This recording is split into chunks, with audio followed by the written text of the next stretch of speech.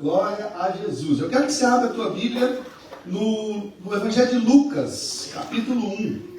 Nós vamos ler um texto, é razoavelmente grande, mas eu quero que você não se perca na leitura desse texto. Lucas, Evangelho de Lucas, capítulo 1. Nós vamos ler do verso 5 até o verso 38.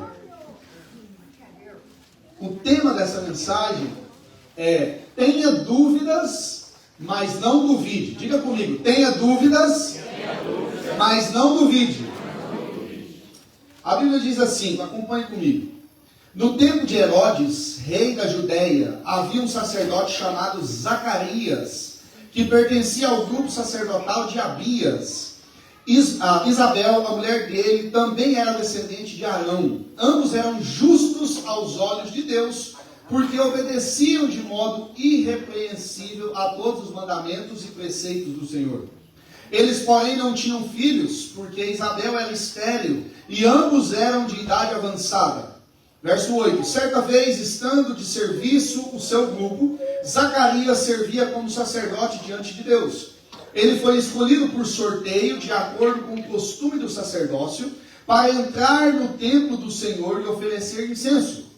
Quando chegou a hora de oferecer incenso, o povo estava orando do lado de fora. Então um anjo do Senhor apareceu a Zacarias, à direita do altar do incenso. Quando Zacarias viu o anjo, ficou assustado e dominado pelo medo. O anjo, porém, lhe disse: não tenha medo, Zacarias, pois a sua oração foi ouvida.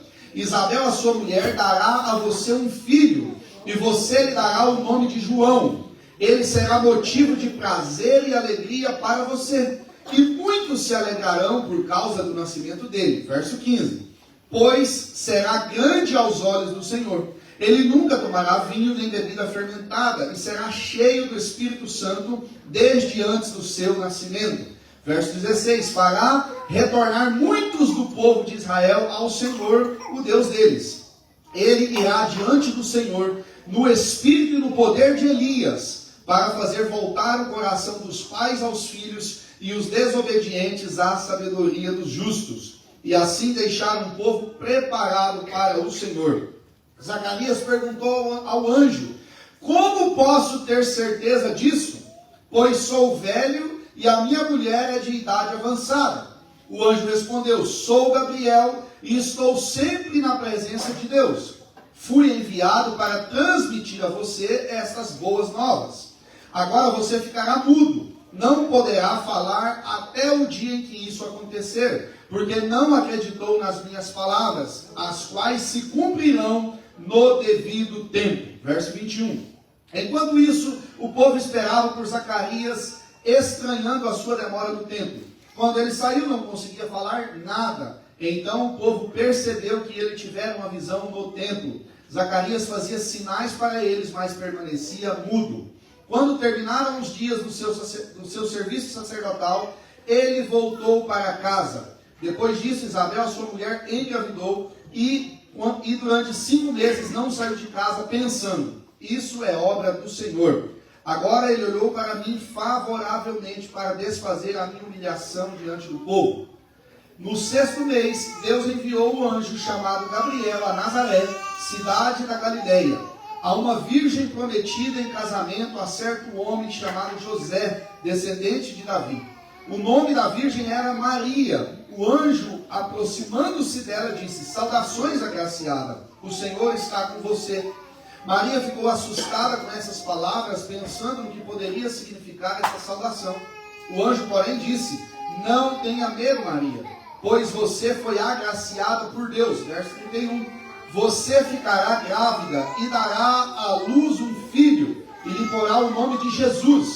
Ele será grande e será chamado Filho do Altíssimo. O Senhor Deus lhe dará o trono de Davi, o seu pai, e ele reinará para sempre sobre o povo de Jacó. O seu reino jamais terá fim.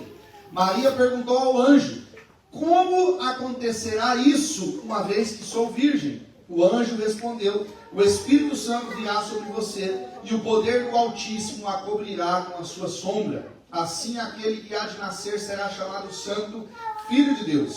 Também Isabel, a sua parenta, terá um filho na velhice. Aquela que diziam ser estéril está no 6º mês de gravidez, pois nada é impossível para Deus. Verso 38, Maria respondeu: sou serva do Senhor, que aconteça comigo conforme a tua palavra. Então o anjo a deixou. Senhor, mais uma vez nós estamos na tua presença, diante da tua palavra. Ó Deus, eu te peço que nessa manhã o Senhor haja poderosamente no nosso meio e que o Senhor me use conforme o teu querer, para que a tua mensagem seja explicada, Senhor Deus, aos nossos corações. Ó Deus, o teu poder constitui na tua palavra. Ó Deus, nada que eu falar vai fazer efeito na vida dos meus irmãos, mas por meio da tua palavra e do teu Espírito, eu sei que nós possamos sair daqui renovados nessa manhã. Por tudo isso eu glorifico a ti, em nome de Jesus. Amém. Meus queridos, o Evangelho de Lucas, ele foi escrito, Paulo chama Lucas de médico, lá em Colossenses 4, no capítulo 14. Ele também, Lucas muito provavelmente era gentil, era alguém que não era judeu de origem, e provavelmente foi companheiro de Paulo em alguma viagem missionária. Provavelmente ele foi até alcançado, alguns historiadores vão dizer, por Paulo, por alguma pregação de Paulo. Ele permanece também com Paulo até o final. 2 Timóteo vai dizer isso, que ele está até no final da sua vida. Lucas também é o autor do livro de Atos dos Apóstolos. Esse livro, esse Evangelho de Lucas, foi escrito possivelmente entre o ano 60 e o ano 80 depois de Cristo. E foi endereçado a um homem chamado Teófilo, que muito provavelmente era um oficial romano ou alguém, uma pessoa importante, porque lá no capítulo 3, o capítulo 1, verso 3, a Bíblia vai dizer assim: Lucas o chama de excelentíssimo Teófilo. Então provavelmente era alguém respeitado, alguém muito influente. A intenção de Lucas era apresentar uma descrição cronológica e organizada do Evangelho. Então, aparentemente, Teófilo podia conhecer o Evangelho, mas Lucas queria dar maiores detalhes, e escreve com riqueza de fatos aos acontecimentos a ele. O livro apresenta Jesus como Salvador e foi escrito de gentil para gentios. Mas eu quero me ater nos 2 personagens dessa manhã que nós lemos aqui, Zacarias e Maria. 2 personagens que têm muitas coisas em comum. Os 2 foram visitados por um anjo. Os 2 tiveram uma visita inesperada de um anjo. Os 2 receberam uma promessa da parte do Senhor. A Bíblia vai dizer que Zacarias, ele era sacerdote. Ele era alguém que estava servindo a Deus. Então repare e pense que nós não estamos aqui falando de pessoas que não serviam a Deus, que eram incrédulas, que pessoas que não tinham intimidade com o Senhor ou que não conheciam a voz do Senhor. Pelo contrário, nós estamos aqui falando de pessoas que serviam a Deus. A Bíblia relatou aqui no texto que nós lemos que ele serviu ao Senhor, ele entrou num lugar específico para oferecer incenso. Era o dia da escala dele, era o dia que ele estava de serviço, e o Senhor então entrou para falar com ele. E eu abro um parêntese aqui para dizer que é importante nós ressaltarmos que naquele tempo existia um silêncio de Deus de aproximadamente 400 anos. A última vez que Deus falou, a última vez que algo foi escrito, já havia 400 anos. O povo de Israel estava esperando a vinda do Messias, estava aguardando a vinda do Messias, mas durante aquele tempo não havia nenhum profeta que houvesse sido levantado por Deus. Então, possivelmente, nós podemos entender o quão difícil foi para Zacarias, naquele momento, entender que era o Senhor falando com ele. A Bíblia diz que ele fica amedrontado, que ele fica cheio de temor, que ele fica extremamente preocupado, e o anjo diz: não tenha medo, não se preocupe.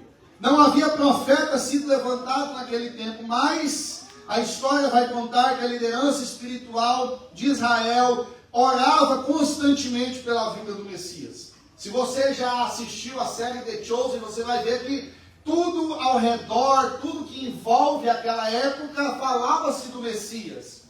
Por isso é interessante ver que pescadores largam as redes ali no chão para poder seguir um homem teoricamente desconhecido, porque toda a nação esperava um libertador, esperava um Messias. Então nós entendemos isso. Zacarias, sendo sacerdote, com certeza ele orava por isso. Com certeza ele pensava nisso, ele desejava isso e ele tinha em seu coração o desejo que isso acontecesse. O desejo de que o Messias chegasse. Então havia uma promessa feita por Deus através da sua palavra, por meio dos profetas, como por exemplo Isaías, no capítulo 40, voz do que clama em meio ao deserto, preparai o caminho ao Senhor. Como Isaías 9,6, porque um menino nos nasceu, um filho nos foi dado, e o governo está sobre os seus ombros, ele será chamado maravilhoso, conselheiro, Deus poderoso, Pai da eternidade, príncipe da paz. Isaías profetizou aproximadamente 700 anos antes a respeito da chegada do Messias. E com certeza um sacerdote, alguém que servia na casa do Senhor, sabia que aquele dia chegaria. Sabia que aquilo iria acontecer mais cedo ou mais tarde. Havia então uma promessa. E aqui eu começo o desenrolar da nossa mensagem dizendo que existe uma promessa para mim e para você. Nós sabemos, pastor, eu sei disso. Mas eu nunca ouvi uma palavra. Ninguém nunca me deu uma palavra. A Bíblia está repleta de palavras e de promessas a nosso respeito. Você quer ver um exemplo? Promessa da vida eterna, João 3,16. Vamos recitar juntos? João 3,16? Porque Deus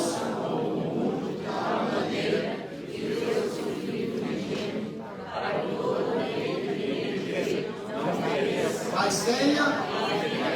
Existe uma promessa de vida eterna, ainda que a nossa vida seja ruim, ainda que a nossa vida seja problemática, ainda que nós não conquistemos nada que a gente planeja durante essa vida, muito embora isso seja muito difícil, porque Deus é sempre misericordioso a nos dar algo, a nos presentear com algo, mas ainda assim, se isso aconteça, nós temos a esperança da vida eterna. Nós não vamos morrer e acabou, nós não vamos morrer e pronto, era só isso, não. Existe uma vida eterna nos esperando, uma vida num lugar onde não há choro, não há dor, porque todas essas coisas já terão passadas. Então, se você nunca ouve, se Deus nunca usou um profeta para falar com você, saiba que ainda assim existe uma promessa para você, e a primeira delas é a promessa de vida eterna.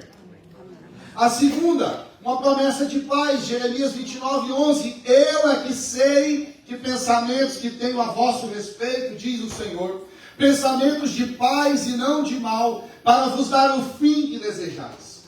E repare que paz não é ausência de guerra. Às vezes a gente está no meio da luta, às vezes a gente está no meio do problema, às vezes a gente está no meio da dificuldade. Mas ainda assim, no meio da dificuldade, ainda assim, no meio do problema, nós temos paz com o Senhor, porque esse é o pensamento que Ele tem ao nosso respeito. Pensamentos de paz, promessa de paz. É tão legal, a gente estava chegando ali, meu irmão estava cumprimentando a paz do Senhor. Às vezes a gente perde um pouco isso. Eu não sou muito ligado a extremismos, a essas coisas, mas tem coisas que eu acho que é bom a gente manter. A paz do Senhor, meu irmão, como é que você está? Tudo bem? Eu estou desejando que a paz do Senhor esteja sobre o outro. Isso é uma promessa do Senhor para nós.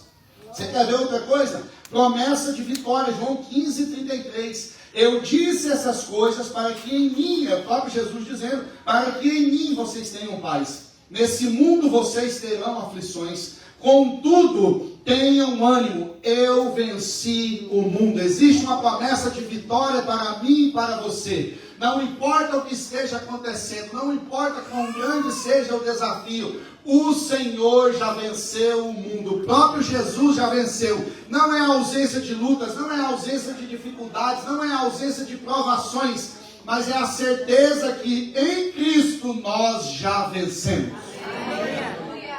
Meus irmãos, quão fácil seria, esses dias eu acompanhando algumas coisas da Bolsa de Valores e criptomoedas e essas coisas que o mundo está acontecendo.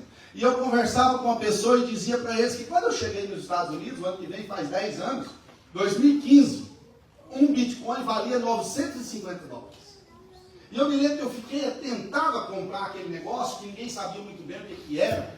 Mas a gente vem, acaba de chegar, traz pouco dinheiro, e eu comentando com a pessoa que, no dia que eu conversei com a treinar, ela falou, mas não sei, você que sabe, se você achar que tem que comprar. Semanas depois, nós precisamos trocar o nosso colchão, porque ela estava morrendo de dor no pescoço, um colchão que a gente tinha ganhado, a gente comprou o colchão, era $680. E eu olhei para ela e falei, ainda bem que eu não comprei esse negócio, olha só, valeu a pena. Irmão, já parou para pensar se nós soubéssemos que o Bitcoin ia bater 105 mil dólares, igual aconteceu esses dias agora? Seria bom demais. Mas sabe de uma coisa? Seria um privilégio nós sabermos que temos uma informação privilegiada de que iria subir esse tanto. Já pensou comprar 950 dólares e vender a 105 mil? Que tamanha valorização seria isso? Mas sabe de uma coisa? Existe algo, uma informação privilegiada que eu e você nós já temos. De que nós já estamos do lado que já venceu. Não é que Jesus vai vencer, não é que possivelmente ele pode ganhar a batalha. Às vezes nós imaginamos, como num filme de ficção, nós imaginamos o bem e o mal numa luta, numa batalha sendo travada e no finalzinho Jesus vai ganhar. Não! Jesus já venceu na cruz do Calvário. Ele já venceu, a Bíblia diz que a morte, ele já venceu a morte e o diabo. Nós já vencemos por meio de Jesus. Nós já temos essa informação privilegiada de que nós já vencemos. Nós estamos do lado que já venceu. Amém. Se você tem dúvida, eu não gosto de perder nem para o ímpar. Eu sou bem competitivo. E quando eu paro e penso assim, que eu estou do lado que já venceu, eu fico feliz demais. Porque nós já somos vitoriosos. Agora o caminho até chegar a esse grande dia, ele vai ser tortuoso, ele vai ser sinuoso, ele não vai ser fácil. Mas ele nos garante que nós, com ele, nós somos mais do que vencedores. Porque ele já venceu o mundo. Vamos ter aflições sim, mas ele já venceu o mundo. E talvez a parte disso, Deus tenha feito promessas para você ao longo da sua vida. Às vezes Deus já falou com você que você um dia ocuparia um ministério, que você um dia teria um chamado pastoral, que você um dia estaria à frente de uma igreja, que você um dia estaria ministrando na casa dele, que um dia você serviria a ele, não sei. Talvez Deus já usou alguém, usou um profeta, falou em sonhos com você. E talvez hoje você olha para isso e vê isso extremamente distante. Cheio de dúvidas, cheio de questionamentos a respeito disso. E aí nós entramos no nosso segundo ponto, que é o tempo de Deus. O primeiro é que existe uma promessa para mim e para você. Eu te provei por meio da palavra de Deus que mesmo que você não entenda, mesmo que você nunca tenha tido um profeta que chegou para você e falou, eis que te digo, vai acontecer isso, aquilo, a própria palavra do Senhor tem promessas para nós. Amém. Agora, a parte disso, nós precisamos entender que existe o tempo de Deus. Diga comigo, o tempo de Deus. O tempo de Deus. Quando se fala em promessas, nós temos que considerar um fator chamado tempo. E para isso nós estamos presos, eu e você, no tempo Cronos, que é separado, dividido, organizado por minutos, por segundos, por horas, por dias, por meses, por anos, por estações, por milênios, por décadas. O nosso tempo foi necessário organizar isso de alguma forma para que a gente entendesse em que dia que nós estamos, em que estação nós estamos. Talvez se a gente caia num lugar, como algum lugar aqui nos Estados Unidos, onde é bem separadinho, o pessoal de Atlanta vai saber, se você cair em Atlanta sem saber o dia do mês, ou o ano, ou a estação que você está, mais ou menos você consegue descobrir. Porque se as folhas estão todas laranjas, bom, você está no outono, então você consegue entender mais ou menos a estação que você está. Se tiver tudo cheio de pólen, tudo verdinho ali, você está na primavera, você consegue mais ou menos entender. Então foi preciso separar, organizar o nosso tempo dessa forma para que a gente entendesse onde nós estamos. Mas Deus não está preso ao tempo, ao nosso tempo Cronos. O tempo de Deus é chamado Kairos. Ele está lá no princípio e ele está lá no final, ele anda, ele transita por esse tempo e ele não altera, ele não tem essa dificuldade. Deus, ele está lá no início, quando tudo foi criado. A Bíblia diz que Jesus, ele é o Verbo, e o Verbo era Deus e estava com Deus, e por causa de Jesus todas as coisas foram criadas, e sem ele nada do que foi criado poderia ter sido criado. Deus, ele é kairos, o tempo dele, ele está em todos os momentos, ele simplesmente é. Ele não foi, não, ele é. Então, o tempo de Deus é diferente, e eu entendo que na nossa mente humana, para nós, é difícil entender o tempo de Deus. A Bíblia diz que um dia para Deus é como 1000 anos, e 1000 anos como um dia, então muitas vezes isso fica difícil para nós entendermos. Talvez nós temos a impressão ou Deus está demorando demais, ou que Ele está querendo apressar as coisas. Dia que eu falei com o pastor Wesley e a pastora Rebeca a respeito disso, eles podem falar isso depois, eu falei meio sem anestesia, né? Foi assim, foi rápido o assunto e pronto, e aconteceu. E foi tudo assim, a gente pensa que está sendo tudo feito às pressas, mas é que às vezes Deus tem pressa com algumas coisas da nossa vida. E uma das coisas que eu me lembro de falar para ele, se não for agora é quando? Às vezes Deus está nos apressando para algo e a gente fica assim, meu Deus, mas pega aí, eu não estou preparado ainda. Deixa eu te falar uma coisa, é claro que nós temos que nos preparar, é claro que a gente tem que buscar Deus, é claro que a gente tem que buscar conhecer a palavra dele, mas tem coisa que você não vai estar 100% pronto para aceitar aquilo que Deus está colocando na tua mão. Meus irmãos, quando eu me mudei para Utah, e essa semana fez 5 anos, que nós saímos de Atlanta e fomos para Utah e começamos um GEF na nossa casa. Um GEF virou uma igreja. Eu não era nem diácono. Eu servia a Deus, eu era líder de jovens lá em Atlanta, a vida estava boa, nós mudamos para Utah por causa de um processo de trabalho, de documentação. E Deus fez tudo que tinha que fazer, conforme tinha que fazer. Mas Ele fez porque eu não estava pronto, não estou pronto, estou em construção ainda, estou aprendendo ainda mais. Nós entendemos que à medida com que as coisas caminham, Deus vai nos aperfeiçoando. Então, a primeira coisa é, às vezes Deus está acelerando as coisas, e quando acelera é problemático, às vezes a gente tem que trocar o pneu com o carro andando. Mas deixa eu te falar uma coisa, nem Deus está atrasado e demorando chegar e demorando cumprir a promessa que Ele fez para você, nem Ele está passando o carro na frente dos bois, como a gente fala lá em Goiás. Deus, Ele é o Senhor do tempo, o tempo dele é kairos, Ele se movimenta do início para o fim, Ele tem limites. Ele pode todas as coisas, e se Ele acha graça em nós, Ele achou graça em Zacarias e Isabel, um casal já de idade, para ser os pais de João Batista, o precursor, a voz do que clama no deserto. Nessa história que nós lemos não é diferente. Às vezes a gente acha que está demorando demais, às vezes a gente acha que está cedo demais. Zacarias questiona que ele e Isabel, sua esposa, já eram muito velhos, avançados em idade. Aqui às vezes somos nós, quando Deus vem dar uma palavra para a nossa vida, a gente fala, peraí, mas não, eu já estou velho, já passou o tempo, já não tem mais. Você tem que pegar agora as crianças, que não é o futuro da igreja, mas é a igreja do hoje. Vou dar oportunidade para os mais jovens. Irmãos, eu aprendi algo com o pastor Antônio, não existe aposentadoria no reino de Deus. Não há ninguém que seja tão velho, eu sou muito velho, Deus não pode usar. Não tem nada disso. E não existe alguém que, não, eu estou muito novo, Deus não vai gostar dos inexperientes. Não. Quem chama é o Senhor, quem capacita é o Senhor, quem dá direção é o Senhor, quem ajuda é o Senhor. Não existe nada que eu e você possamos fazer para impedir o agir do Senhor. Zacarias questiona, e aqui nós vemos a diferença entre Zacarias e Maria. Lembra do tema que eu falei da mensagem? Tenha dúvidas, mas não duvide. Olha a pergunta que Zacarias faz para o anjo. Como eu posso ter certeza disso? Porque aos olhos de Zacarias não tinha jeito. Eu sou velho, minha esposa é velha, já passou já da idade. De repente Isabel já estava na menopausa. Não tem mais jeito, não tem o que fazer. Como é que eu posso ter certeza disso, se Deus chegou tarde demais? Anjo, você está no mínimo uns 10 anos aí atrasado.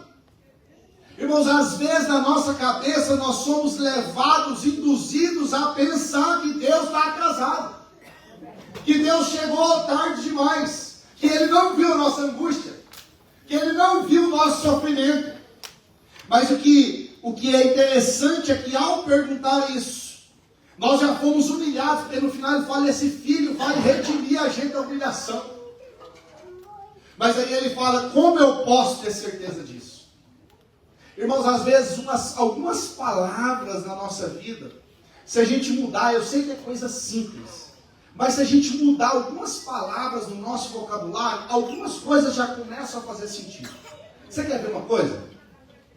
Repare quando você está conversando com alguém. Ou você vai se ouvir dizer isso, ou você vai ouvir pessoas dizendo mais ou menos assim.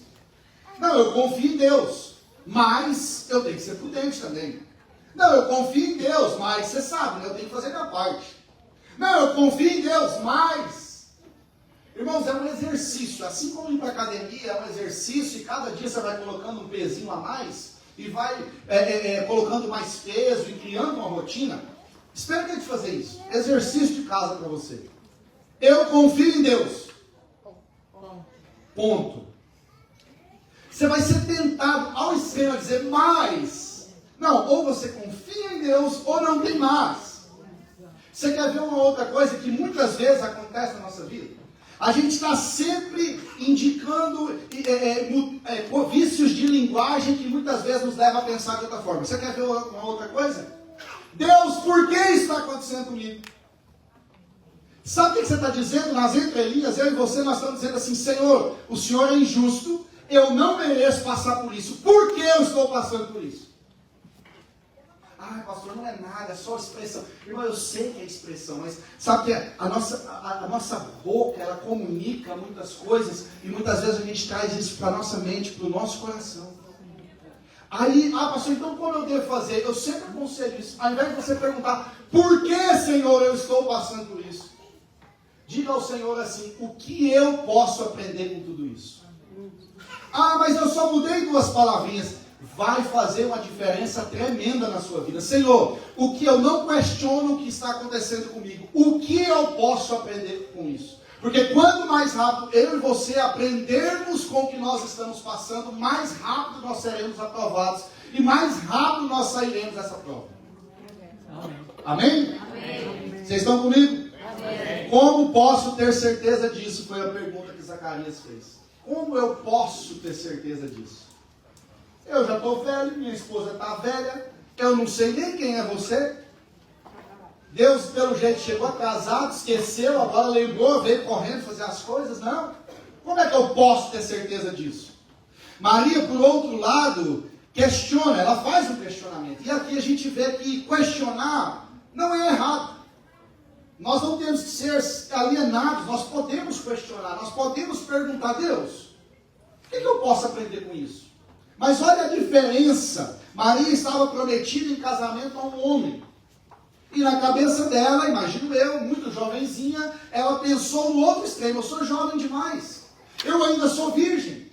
Mas olha a pergunta dela, ao invés de perguntar como é que eu posso ter certeza disso? Isso é verdade mesmo? Ela pergunta assim, como acontecerá isso? Sabe o que Maria está dizendo? Eu não sei como é que vai ser, eu só quero saber como. Porque se Deus está falando, se é o anjo do Senhor que está aqui, eu tenho certeza que isso vai acontecer. Irmão, essa palavra é para você renovar a tua fé nessa manhã. Não importa quanto tempo a promessa de Deus vem sobre a tua vida, não importa como vai acontecer, mas se foi Deus que falou, vai acontecer sobre você, sobre a tua casa. Creia nisso, renova a tua fé nessa manhã. Como isso vai acontecer? É simplesmente para você ter em mente, vai acontecer, como eu não sei. E você pode perguntar, como é que isso vai acontecer se eu sou virgem? Aí o anjo, com toda a paciência, vai dizer para ela como é que as coisas vão acontecer. Vai dar até o nome da criança. Muda tudo, a forma com que a gente reage diante da promessa de Deus na nossa vida, muda tudo. Aos nossos olhos, na história, parece que Deus mandou o anjo antes da hora. Espera essa menina casar primeiro, Jesus. Olha que trouble que ele colocou essa menina, essa jovem. E José, numa situação difícil. Repare, irmãos, que talvez na nossa vida, se fosse a gente acharia também que Deus chegou antes. A gente acharia, não, peraí. Casamento, já estou prometido em casamento, é daqui a pouco o casamento, Jesus, espera um pouquinho. Senhor, não, essa promessa não é para agora, espera daqui um pouco. Aí o Deus levanta, fala que você vai ter um filho, levanta, fala que você vai ser um pregador, levanta, fala que você vai servir a Ele. Não! Está muito cedo, eu acabei de chegar na América, está muito cedo, eu acabei de fazer uma mudança de estado, está muito cedo, eu acabei de entrar num emprego novo. E a gente está sempre dando desculpa para o Senhor, ou que Ele chegou tarde, ou que Ele chegou cedo demais. Maria ainda não estava preparada, nem tinha casado, geraria um desconforto na vida de José, na comunidade, na cidade de Nazaré, geraria falatórios, era uma pessoa totalmente inexperiente. Mas nós precisamos entender que Deus, Ele tem um tempo perfeito para tudo. Existe um ditado que diz que Deus tarda, mas não falha. Deus chega na hora certa. A gente é que às vezes quer dar um jeitinho, a gente quer que Ele chegue na nossa hora. E Ele chega na hora certa sempre. Confunde as nossas cabeças, confunde as nossas mentes, confunde o nosso coração, o nosso sentimento, confunde o nosso eu, as nossas faculdades mentais, nossas inteligências, confunde os grandes, confunde os poderosos. Porque Ele pode intervir em qualquer momento da história. Para Abraão Ele disse, sai da tua terra, da tua parentela, vai para a terra onde eu vou te mostrar, e de ti eu farei uma grande nação. E Abraão, nós sabemos a história, obedeceu imediatamente. Saiu de onde ele estava. Gênesis 18, 14. Existe alguma coisa impossível para o Senhor? Na primavera eu voltarei a você e Sara terá um filho. E Gênesis 21, 2 diz, Sara engravidou e deu um filho a Abraão, e em sua velhice, na época fixada por Deus, em sua promessa. Deus Ele promete e Deus Ele cumpre. Ele não demora, Ele não se atrasa, Ele não chega adiantado. Deus tem o time perfeito para todas as coisas. Às vezes você pode estar se perguntando por que algo ainda não aconteceu. Só pergunte para Deus como é que isso vai acontecer. Porque se Deus falou, vai acontecer. Amém. Aleluia. Não por isso Deus deixou de cumprir o que Ele prometeu a Abraão. Passou-se o tempo. Se você for olhar na Bíblia, do capítulo 18 ao capítulo 21. Olha quanta coisa aconteceu no meio. Mas tudo que Deus prometeu se cumpriu. Irmão, para de ficar pensando que na tua vez vai dar errado. Vai não. Mas justo na minha vez, não, na tua vez não vai dar errado não. O Senhor, Ele cumpre tudo que Ele promete. Não vai ser na tua vez que Ele vai falhar. Amém. Não, Ele é fiel para cumprir. E tudo que Ele diz ao teu respeito, ao respeito da tua casa, da tua descendência, da tua família, dessa igreja, dessa cidade, do nosso ministério, vai se cumprir. Amém. Aleluia. Para algumas pessoas, Jesus curou instantaneamente. Para outros, Ele faz um lodo, coloca no olho e fala, vai se lavar. Qual é a diferença? Deus é o Senhor do tempo. O milagre aconteceu no caminho. Nós precisamos entender que Deus é o Senhor do tempo. Alguns versículos para nós encerrarmos. Salmo 27, 14. Espere no Senhor, seja forte, coragem, espere no Senhor. Salmo 31, 15. O meu futuro está nas tuas mãos. Livra-me dos meus inimigos e daqueles que me perseguem. Salmo 90, verso 4. De fato, 1000 anos para ti são como o dia de ontem que passou, como as horas da noite. Isaías 40, 31. Mas aqueles que esperam no Senhor renovam as suas forças, voam alto como águias, correm e não ficam exaustos, andam e não se cansam. Abacuque 2, 3. Pois a visão aguarda um tempo designado. Ela fala do fim e não falhará. Ainda que demore, espere-a, porque ela certamente virá e não se atrasará. 2 Pedro 3,8. Não se esqueçam disso, amados. Para o Senhor um dia é como 1000 anos, e 1000 anos como um dia. Eu quero que vocês coloquem em pé. Nós falamos sobre uma só promessa e 2 personagens diferentes. Personagens que tiveram uma grande diferença entre eles. O jeito de perguntar. Como reagir à promessa de Deus. Como abrir o coração. Como fazer as perguntas certas. Nós aprendemos que Zacarias, ele duvida do poder de Deus. da força de Deus, do que Deus poderia fazer, ao perguntar como eu posso ter certeza disso. Como é que isso vai acontecer? Como que eu posso ter certeza disso? Quem me garante? E se eu confiar em Deus e eu me decepcionar? E se eu sofrer de novo? E se eu for magoado? E se isso? E se isso? E a gente começa a colocar coisas, empecilhos, duvidando da capacidade do Senhor. Maria, para o outro lado, só perguntou como é que isso vai acontecer. Porque vai acontecer, eu tenho certeza que vai acontecer. A questão é como é que isso vai acontecer. Repare na diferença. Você pode ter dúvidas inúmeras. Como é que isso vai acontecer? Vai ser assim? Vai ser do outro jeito? Vai ser assim? Irmão, é muito legal a gente ver, depois de um tempo, a gente começar a contar como é que as coisas vão acontecer. E às vezes Deus faz tudo diferente do que a gente pensou. Mas fez, mas aconteceu. É legítimo você perguntar para Deus como é que isso vai acontecer.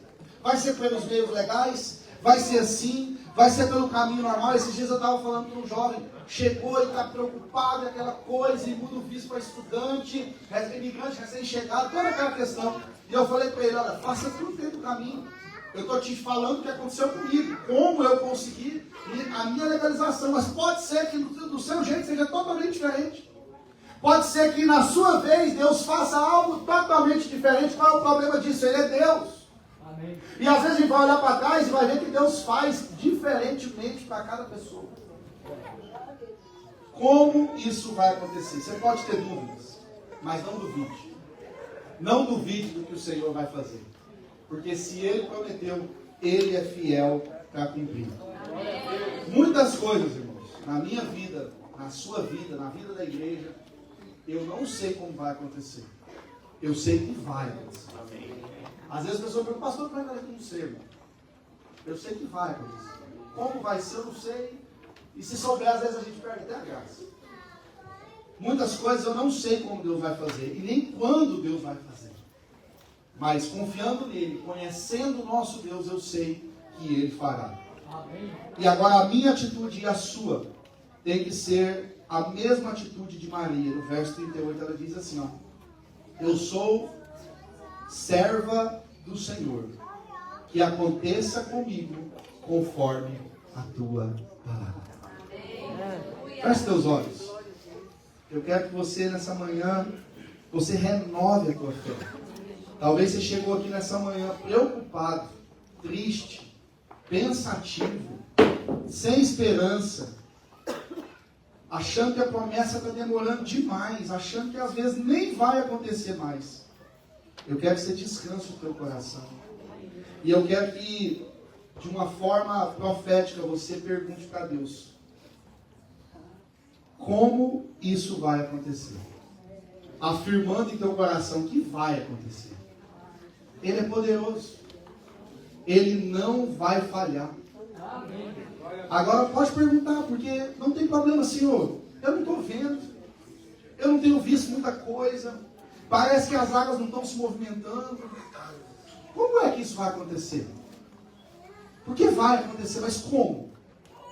E se assim for da vontade dele, ele vai até te dizer, olha, vai acontecer assim, não é do jeito que você está pensando, mas é de uma outra forma, para que você entenda que não é você, que não são as suas faculdades, que não são o teu conhecimento, que não é o teu dinheiro, mas que é o meu poder, a minha mão é quem fez isso. Comece a orar ao Senhor, comece a pedir a Ele, Senhor, fala comigo. Como é que isso vai acontecer? Reaviva a esperança da promessa, do cumprimento da promessa em mim, no meu coração, nessa manhã. Eu quero sair daqui cheio da Tua presença. Eu quero sair daqui confiante de que tudo aquilo que o Senhor prometeu para mim vai se cumprir. Nenhuma promessa, Senhor Deus, deixou de ser cumprida pelo Senhor e não vai ser a minha que vai acontecer. Deus, a Tua presença, a Tua igreja, Senhor Deus, se reúne nessa manhã para orar, para clamar, Senhor Deus, ao Senhor, para pedir, Senhor Deus, que haja, ó Deus, um renovo, ó Deus, que haja um aumento de fé na vida dos meus irmãos. Eu me reúno junto com eles nessa manhã, nesse dia tão especial, para pedir ao Senhor, ó Deus, sana as nossas dúvidas, Senhor Deus. Nós temos tantas dúvidas, tantas perguntas, tantos questionamentos, mas, ó Deus, nos ajude a nunca duvidar do que o Senhor outrora prometeu para nós, para a nossa casa, para a nossa igreja, para o nosso ministério, para a nossa vida. Que, ó Deus, a dúvida não venha no nosso coração, para que nós não sejamos, Senhor Deus, punidos como foi Zacarias, Pai. Ele conhecia o Senhor, ele servia ao Senhor e mesmo assim ele duvidou. Nos livre, Senhor Deus, de sermos, Senhor Deus, questionadores ou de sermos daqueles que duvidam, Senhor. Nos ajuda, Senhor Deus, nessa manhã. E que toda a promessa, Senhor Deus, que o Senhor fez se cumpra. E que em se cumprindo, possa haver, Senhor Deus, testemunho por parte da tua igreja. Para que, ó Deus, o teu nome seja glorificado. Nos encha de fé nessa manhã. Nos ajude, Senhor Deus, nessa manhã. Em nome de Jesus.